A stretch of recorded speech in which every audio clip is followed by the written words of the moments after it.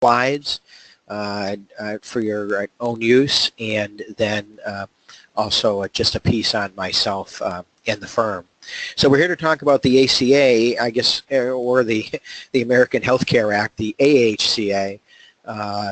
Obviously, there's been a lot to talk about, particularly in the last week or so. It's kind of funny, actually.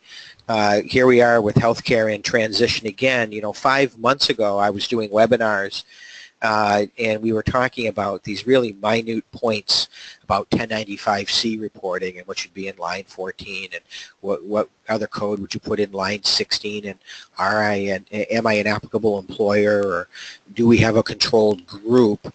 And it just seems at this point people are sitting around just saying, what the heck just happened, and what does this mean to me as an employer that sponsors a group health plan. Earlier this year, right after President Trump was inaugurated,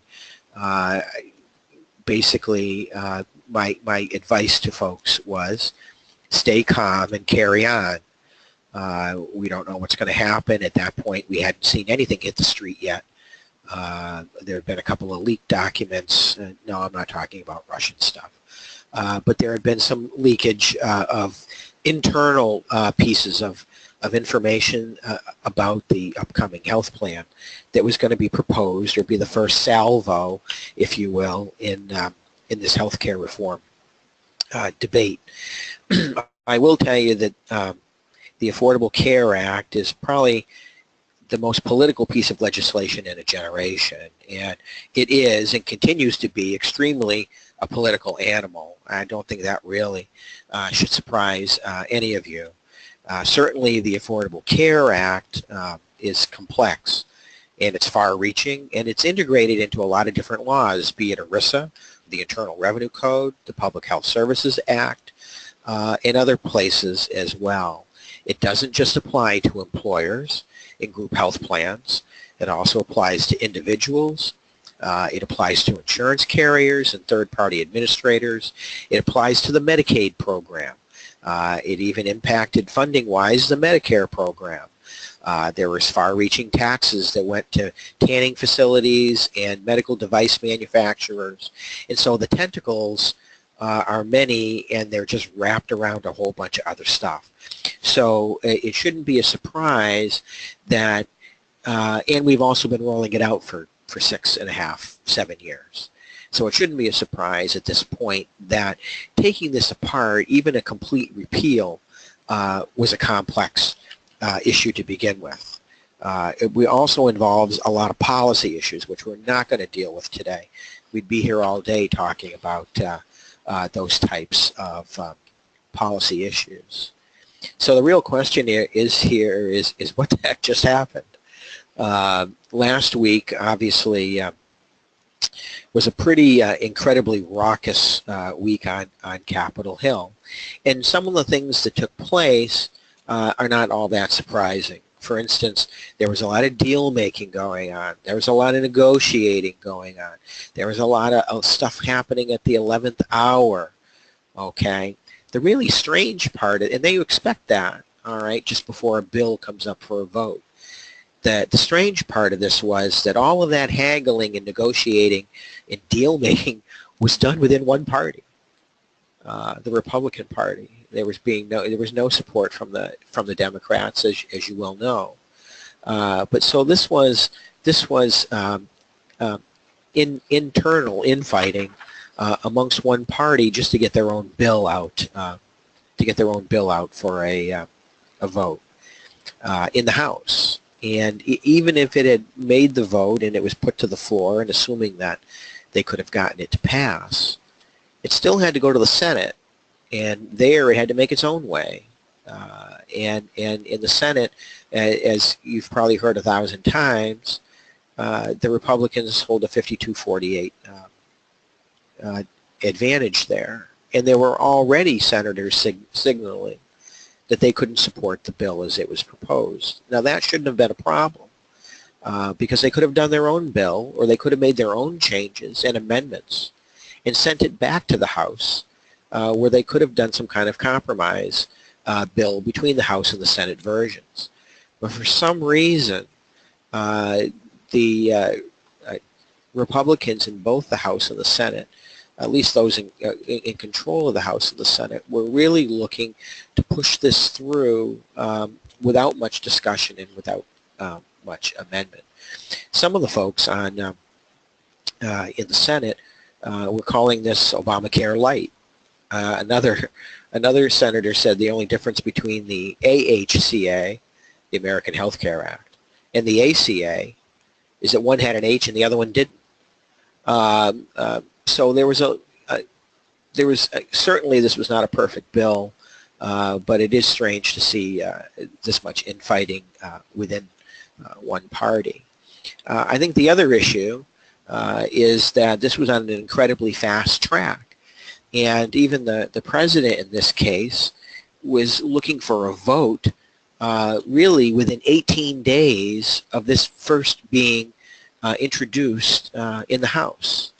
To move a bill of this magnitude, okay, that had to be as complex of a takedown of the Affordable Care Act, complex in its own, was a lot to ask of any governing body to try to push this through in 18 days, a little less than 3 weeks. So this all started on March 6th. We had 2 House prints, okay, legislative prints. They came from 2 different committees. And they were released by those committees on March 6th. On March 8th, they both started to mark those pieces up. And just 3 days later, both of those committees voted and approved on the House print or legislative print that they had introduced. And not surprising that the votes there passing those prints were cast along party lines.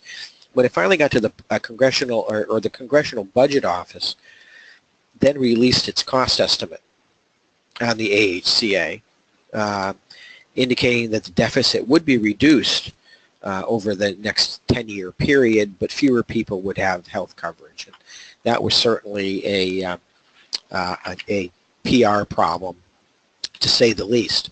So by March 16th, we're now at the House Budget Committee, which actually took these 2 committee prints and merged them together into one bill.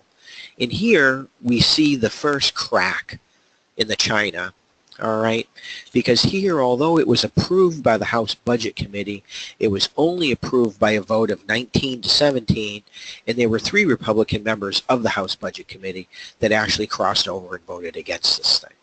So we see the first chink in the armor, the first crack in the china, and just a few days later, it ends up in the House Rules Committee. Now we've got plenty of infighting going on because it's at this point that we see, at least publicly, that it's not apparent that the House Republicans have enough votes. They need 216 votes to just pass this by a simple majority in the House, and it's looking like they don't have that.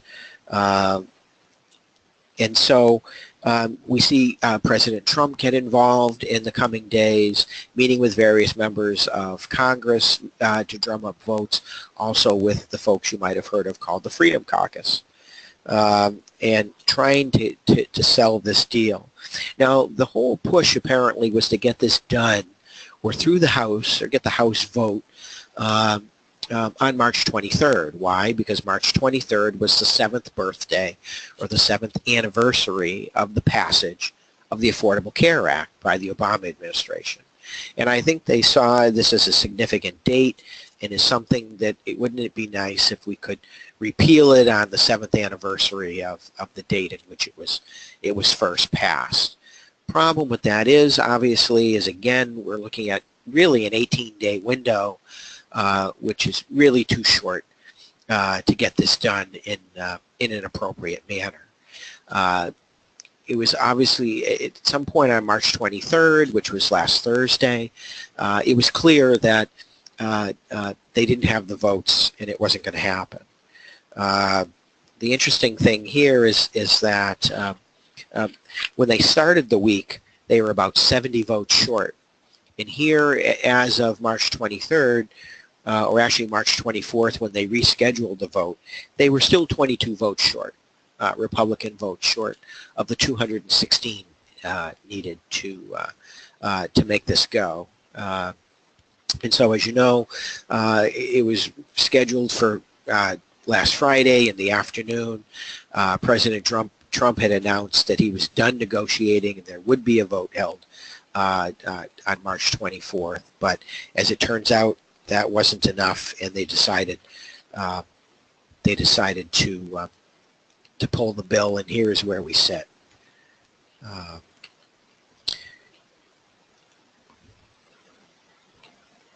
So we have here what the Republicans tried to do was use the reconciliation process.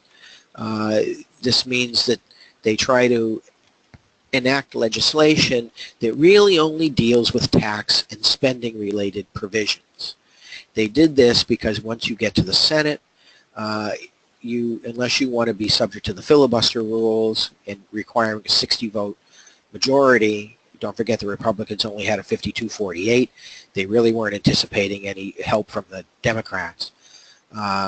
So whatever was passed in the House had to meet the reconciliation, the budget reconciliation rules, which kind of hampered what they were able to do in this particular bill. And so they adopted and publicized this three-phase approach, which was unwind the ACA using the reconciliation process. That would only require a majority vote in both the House and the Senate. Then they would also use administrative action by the Internal Revenue Service, by HHS, through the new HHS Secretary Tom Price, and use regulatory channels to reduce the burden on employees, employers, individuals, insurance carriers, etc., increase flexibility in programs and whatnot, and to provide some kind of stable transition moving from the American Health Care Act, AHCA, from the Affordable Care Act. And then, as the story goes, they could work on additional legislation through Congress to advance stuff that was non-tax related, okay? And they would do further health care reforms of the health care system. Obviously, in the Senate, this would require 60 votes because these things would not be spending related or tax related. These are the types of things like being able to sell insurance coverage across state lines or to buy it across state lines, or certain tort reform proposals to keep medical malpractice rates down and to keep physicians from ordering excessive tests in order to protect themselves. So this was their three-phase process that they were trying at this point to push through.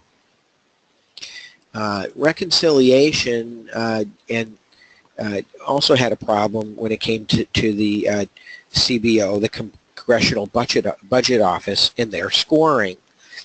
Okay, because even though the Republicans had a three-part or a three-phase plan in order to unwind the Affordable Care Act and then to enact other provisions, the only thing that had been shown the Congressional Budget Office, the only thing that was in legislative form, and really the CBO really only scores legislation, they don't score regulations, and there was no other additional non-reconciliation legislation out there. The only thing that they could score was the very first phase, the first piece.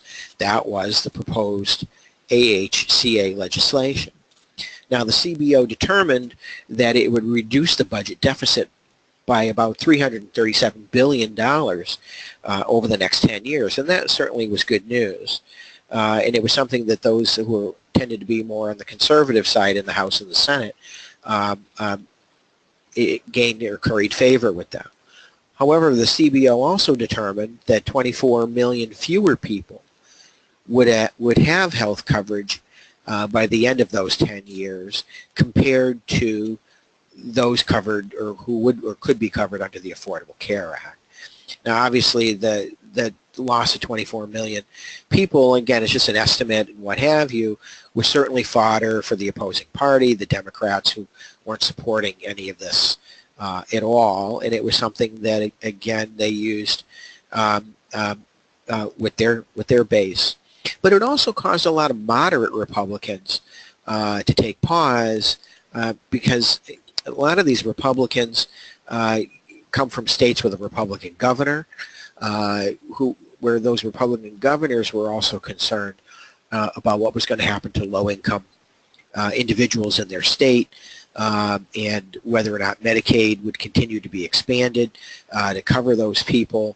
And so the moderate Republicans in the House, were hearing from their Republican governors and also their constituencies.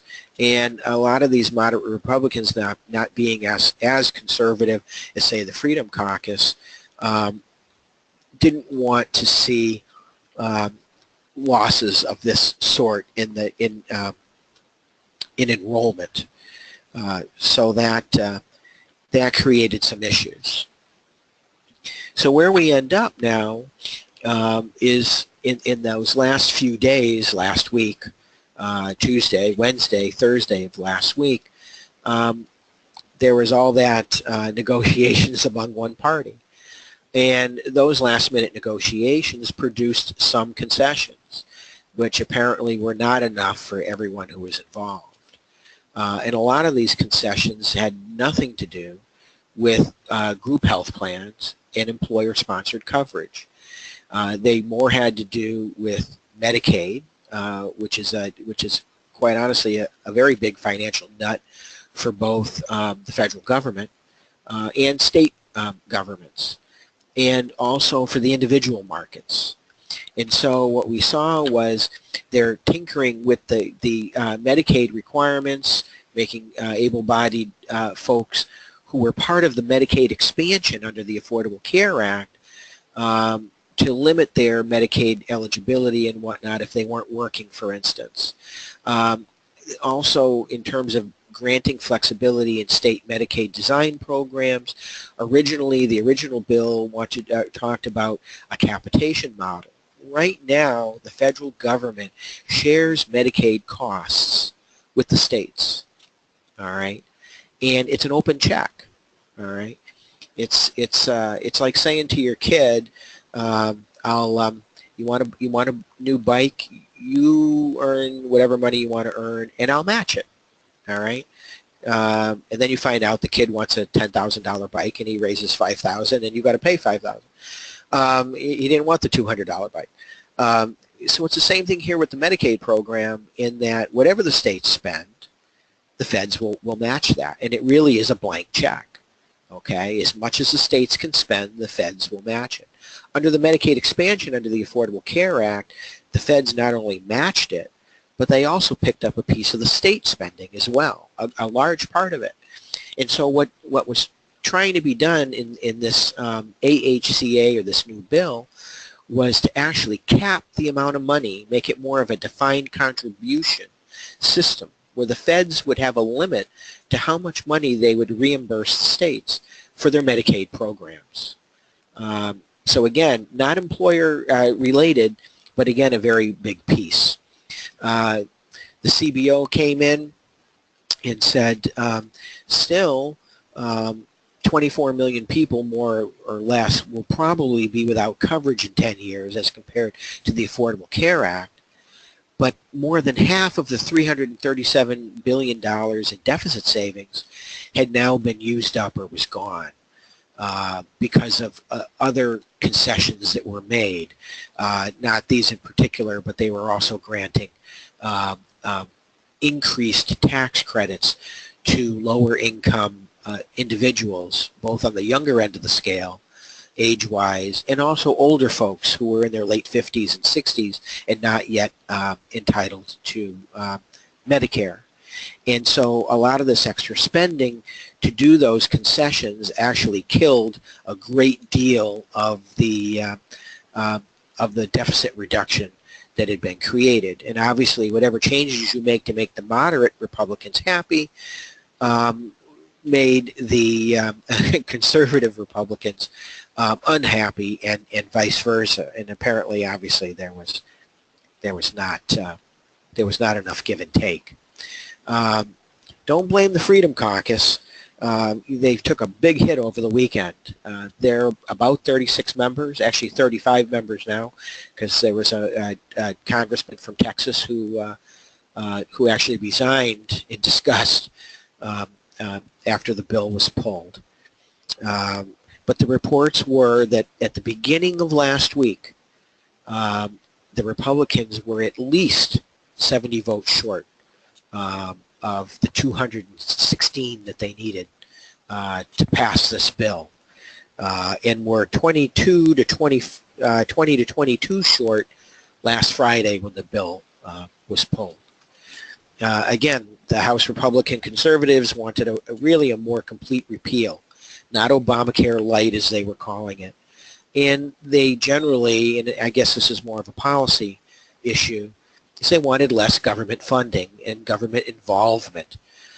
In general, what they saw here was a cementing of another government entitlement, which is help people pay for their health care. In addition to Medicare and Medicaid, they now had all these tax credits, which they felt were almost already, they were unable to take that type of benefit away from people. And so they were really concerned with our $20 trillion operating deficit that we have as a nation, and so this is where they were coming from. Now, the House Republican moderates wanted something else. They wanted some money for state funding for certain benefits like maternity and child care and whatnot, and they also wanted to see more premium support, again, for those lower income folks and older individuals, okay? And to take measures that was going to reduce the 24 million people as estimated by the CBO that were going to be, that would not have coverage in 10 years. And they wanted to take steps now to basically reduce those types of coverage losses. And again, this is the tension between the different factions between the Republicans in the House. But you can see that originally being 70 or so votes short, there was many more Republicans who had an issue with this bill than just Freedom Caucus members. But they seem to be taking the rap at this point. Now, I guess one question is was the Affordable American Health Care Act, was it really Obamacare light, as Senator Rand Paul was calling it? And I knew, you could tell the trouble was brewing when the Senate Republicans were grumbling as well. Okay, and it hadn't even gotten to them yet, right? They're just watching what's going on in the House. But if you look at it, what you see is, if you compare subsidies to individuals, taxes, individual mandate, and payments to insurance carriers to help offset their losses for bad experience, they're really contained in both bills. Okay, we had premium credits, tax credits, and cost-sharing subsidies based on income level, right, up to 400% of the federal poverty line, etc. Under the Affordable Care Act. Under the AHCA, they created a refundable tax credit, not based on income, but based on age. But still tax credit, still money going to folks. Because it's refundable, that means if you're a low-income individual and you don't make enough money to pay taxes, you're going to get the tax credit anyways as cash in your pocket towards your coverage. Now, as you know, there's a lot of taxes under the Affordable Care Act, and in the new bill, it kept all of those taxes at least for 1 year, and the Cadillac tax was postponed for an additional 5 years and kicked back in again in 2025. The reason for that is, by the way, is that this was the concession to keep the Cadillac tax so that they would not limit the tax deduction that people had, individuals had, for employer-sponsored coverage. And that's why the Cadillac tax is still kicking around, although I maintain that I don't think you'd ever see the Cadillac tax implemented. It's easier to kick it down the road by years and years and years, there's plenty of time for that just to lose its importance or whatnot. Now, under the ACA, they also have an individual mandate. If you don't have coverage, you pay a tax penalty to the IRS on your individual income tax return. Under the AHCA, there is no individual mandate, so they say, but really what happens is they have this continuous coverage requirement in the individual market. And so if you don't have continuous coverage, you have a gap in coverage, and then you enroll for coverage, you have to pay a penalty. You don't pay it to the IRS in additional taxes. You pay it as an additional premium penalty to an insurance carrier upon your late enrollment. So there's still a kind of an individual mandate, but it just takes a different form, and it's called something else. And finally, currently under the Affordable Care Act, there's these items called insurance risk corridors, in which insurance carriers are subsidized in certain cases so that they don't take too much of a hit, or that their losses aren't too great because they can't use pre-existing conditions and they have to accept everyone. And so here in the AHCA, they still subsidize insurers. They don't have risk corridors anymore, but they have something they call reinsurance. And they have a pot of $100 million to do that with. And so the argument, at least for some Senate Republicans, is that they were calling this Obamacare light because these are the types of things that they wanted to see repealed in the first instance. So you can see that even if we could have gotten the Republican House members to play nicely together, by the time they got it to the Senate for consideration, they were already going to run smack dab into these types of arguments here. So where does that leave us, essentially? What is the immediate future of health reform? Believe it or not, the Affordable Care Act, really, we're at its status quo. All right. Now, President Trump predicts that it will blow up as the carriers leave the exchanges. That's probably a safe bet. There are carriers who are leaving now. There's other carriers that are threatening. I think there will be a bit of chaos because the carriers aren't going to stay if they're not getting their risk corridor money, and to help them alleviate the losses that they take by accepting everyone regardless of their medical history, etc. Interestingly enough, over the weekend, the Freedom Caucus members said, you know, okay, enough whining. We did what we did. Okay, we didn't join the House vote. We refused to sign on and really kind of forced House Speaker Ryan to pull it from the floor. But there's still plenty of time to get something done. March 23rd was an artificial deadline. 18 days was too short of a time to work something out. But basically, let's stop whining and let's get to work and get this done. Republican leadership, some people call that the Republican establishment, but whatever the title, whether it's a negotiating strategy or not, is basically shaking the dust from their sandals and saying, look, we're going to leave this alone for now. We'll come back to it maybe later this year as the Affordable Care Act and the exchanges disintegrate, and we're going to try to do something that maybe we can get a win at, and we're going to move next to comprehensive tax reform. So right now, there's no comprehensive health reform in sight. Again, truthfully, depending on what the Freedom Caucus does and whether they can get President Trump to look at this again remains to be seen. I wouldn't count comprehensive health reform out this year. Maybe if they do comprehensive tax reform and get a little bit of wind in their sails, they'll try to tackle this again. From a political standpoint, and I often don't really comment on the political things, I think it would be better for for anyone running for public office to want to deal with the health reform this year rather than in 2018 when we have midterm elections. But that's just my take. Even though there may not be comprehensive health reform, we are going to see, I think, some individual legislative efforts.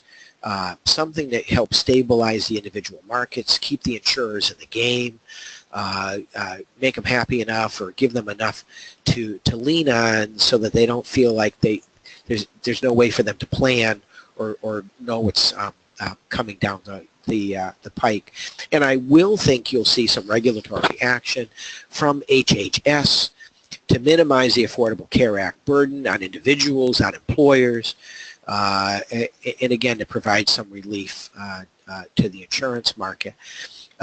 Also, the IRS has just announced that they had taken a little hiatus on what they call sub-regulatory guidance, basically guidance that's not regulations.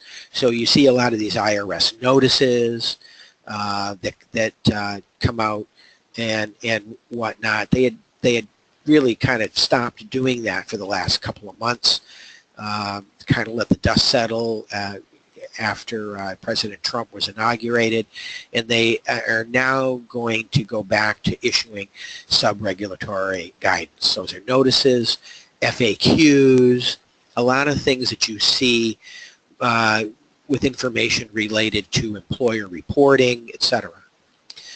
So I think we'll see some there. Now, what was the American Health Care Act? Very quickly, here are some pieces of the act that related to you folks, to employers and your group health plans. The tax penalties for the employer mandate were going to be reduced to 0. Interestingly enough, they were going to keep the reporting process, the 1095-C reporting process, but there would be no penalties, essentially.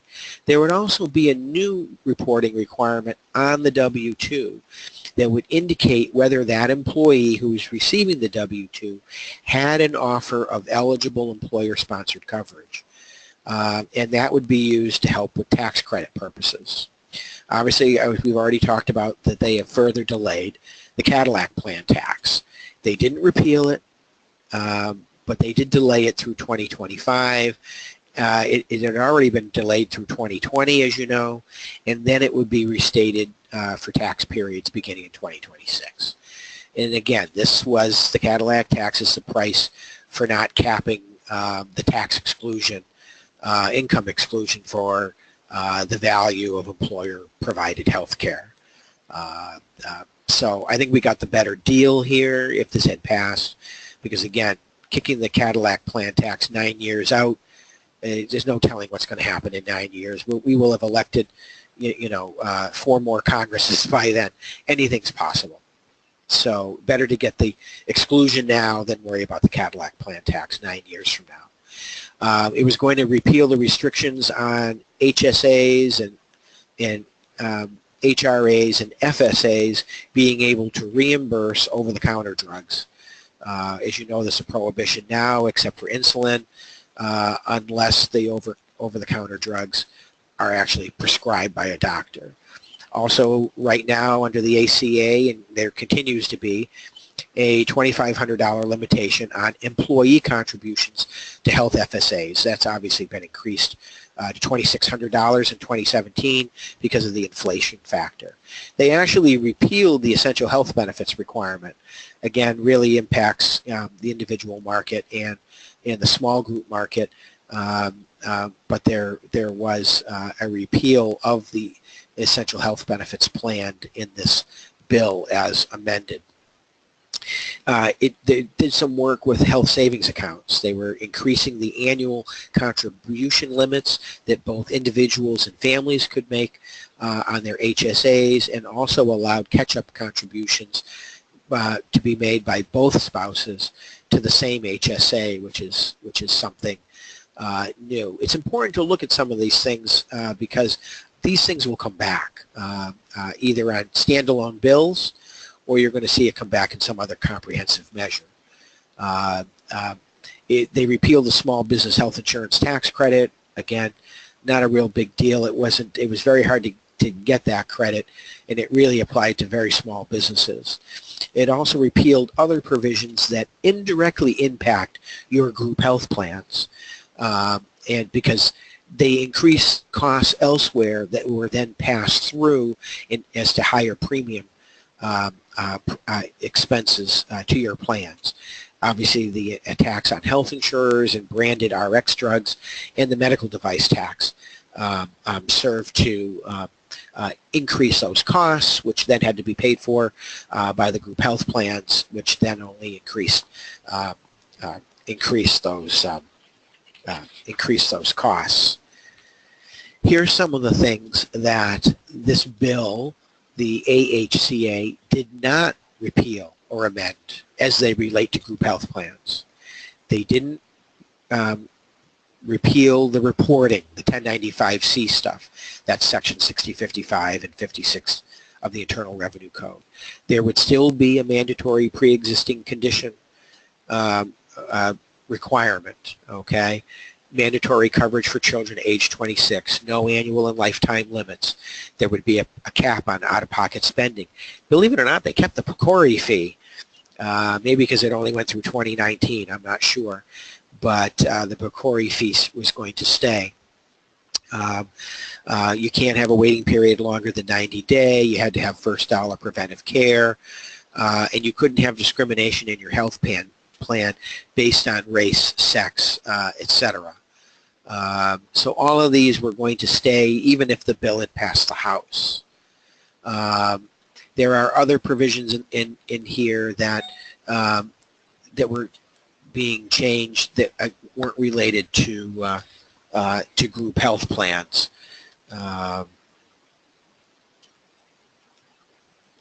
Excuse me. Okay.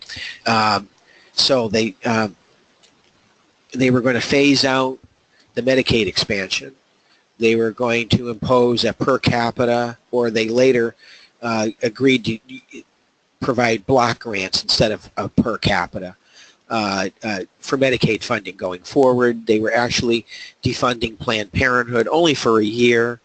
They created this $100 billion stability fund for reinsurance purposes, and they were going to get rid of the gold, silver, bronze actuarial requirements. We talked about the penalty for individuals who enrolled but didn't have continuous coverage in the individual market. They were going to have to pay a 30% premium surcharge. It was going to change the ACA's rating ratios from 3-to-1 to 5-to-1 in terms of what they could charge for an older person compared to a younger person. They were going to again to amend the current premium tax credit system. The ACA system was going to continue for a few more years, but you could not only use the credits to buy things in the exchanges, but you could also use them for off-exchange plans that were individual market coverages. And then in 2020, they were going to create a new fixed dollar age-adjusted tax credit. So it was just purely based on age.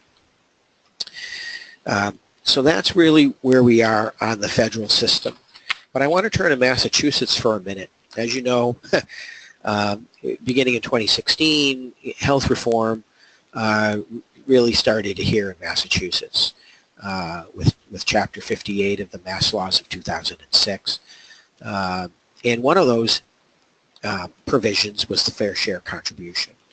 And the fair share contribution required employers to pass a two-pronged test where they had to have a certain take-up rate, I think it was 25% enrollment, and they had to make certain contributions. And it applied to employers who had 11 or more full-time equivalent employees. The fair share contribution was repealed in July of 2013 to make way for the employer mandate under the Affordable Care Act. So we haven't had a fair share contribution since 2013 here in Massachusetts. However, as of right now, it's about to make a comeback. If Governor Charlie Baker has his way. And what he is proposing is something called the Employer Contribution for Health Care. And this was proposed as part of his annual fiscal budget.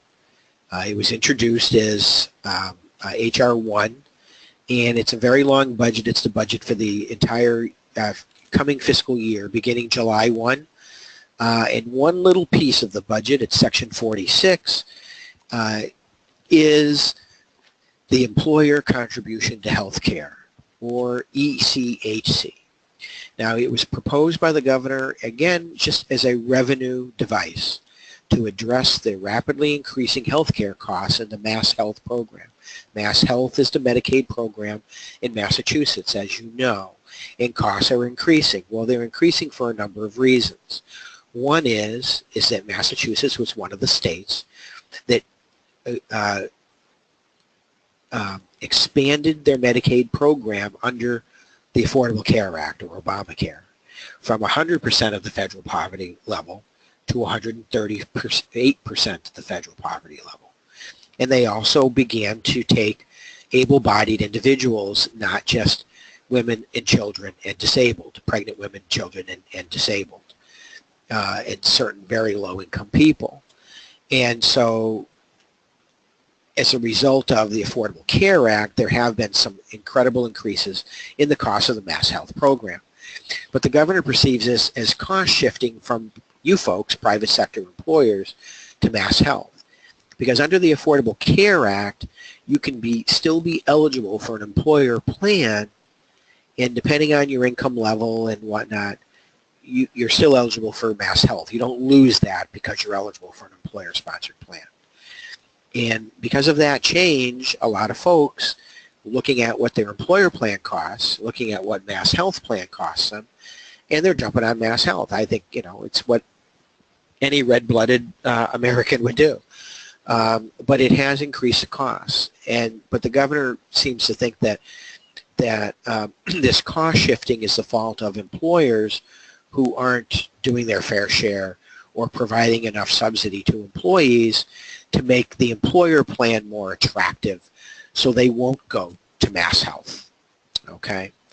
Obviously, this type of rule goes well beyond just penalizing employers that don't offer any coverage, because this rule, if it's enacted in its current form as part of the budget, will penalize employers like you folks that are already offering coverage.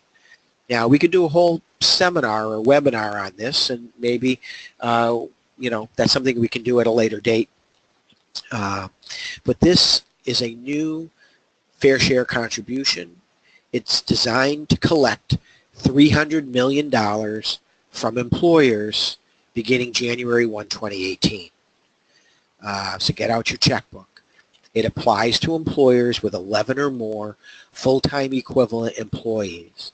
You may remember in the old days where you were running your reports to see on a quarterly basis who had 500 or more hours of work, and did I have 11 or more in that quarter, and making your reports to the Division of Unemployment Assistance, etc. Well, that's what we're looking at again, except the Division of Unemployment Assistance won't be running this program. It'll be run by the Mass Department of Revenue. All right, and they'll have the authority and the ability to issue the regulations and the guidance and to collect the penalties. The penalty, by the way, is $2,000 per full-time equivalent employee. Now, you might recall that the penalty under the old fair share contribution was $295. Here it is $2,000 per full-time equivalent employee. It's assessed quarterly, so that's $500 a quarter. Per full-time equivalent if you are a non-compliant employer. Okay, they look at who's a full-time employee based on those who are working 36 or more hours per week. And this new rule has, again, two prongs.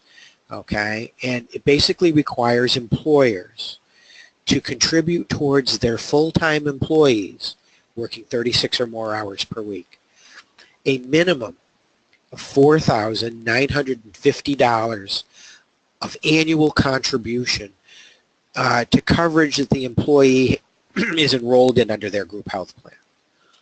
Or if you're under 50 employees, or you're not an applicable large employer, you're not an ALE, and you have one of these qualified small employer health reimbursement arrangements, which is something that's new. It was created by legislation in December. But again, only applies to small employers who are not applicable large employers under the ACA, and who don't offer their own group health plan.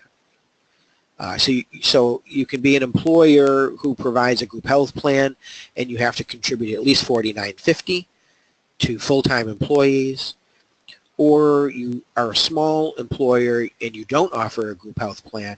Instead, you're going to offer one of these qualified small employer HRAs and contribute at least $49.50. Okay. Second prong is you have to have an 80% participation rate. Okay, so you either have to have 80% enrolled in your group health plan, or you have to have 80% of your employees buying coverage elsewhere using money as a small employer put in a qualified small employer health reimbursement arrangement. Now, how do you figure the participation rate? You look at the total number of your employees enrolled. That's everybody. That includes people working 30 hours a week, because that's what's required under the ACA. So you're looking at your total number of employees enrolled in your plan, and you divide it by your number of full-time equivalent employees. Obviously, the problem there is that you don't employ full-time equivalent employees. You don't offer coverage to full-time equivalent employees. You offer coverage to employees, all right, but a full-time equivalent is just a number, and this is an issue. So we need some clarification. Now, this is only the first salvo here as well. So please don't think that just because you're looking at these slides that this is the way the bill is going to look come July when the budget is passed. This could be cut out. It could be changed by the House. It could be changed by the Mass Senate.